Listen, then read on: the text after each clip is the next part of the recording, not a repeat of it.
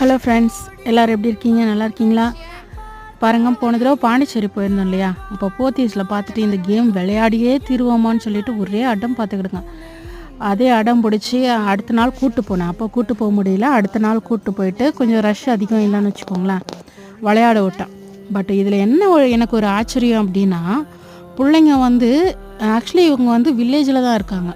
இது மாதிரி கேம்ஸ் வந்து அவங்க அப்போ தான் பார்க்குறாங்க.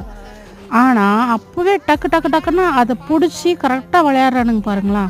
எனக்கு அங்கே தான் ஆச்சரியம். என்னென்னா பிள்ளைங்க எப்போவுமே சரிங்க, நம்ம ஒன்று சொல்லிக் கொடுத்தா 2 கற்றுக்குறாங்க இந்த காலத்து பிள்ளைங்க. ஸோ நல்ல விஷயத்த சொல்லிக் கொடுங்க பிள்ளைங்களுக்கு. நல்லபடியாக எல்லா விஷயமும் சொல்லிக் கொடுங்க. வீட்டு விஷயங்கள்லேருந்து அவங்களோட படிப்பு சம்மந்தமாக, வெளியில் பொது இடங்களில் எப்படி நடந்துக்கணும், எல்லாத்தையும் சொல்லிக் கொடுங்க. குழந்தைங்க தாங்க நமக்கு சொத்து. குழந்தைங்க நல்லா வந்துட்டால் நமக்கு வேறு எதுவுமே தேவையில்லை லைஃப்பில். சரிங்களா? தேங்க்யூ.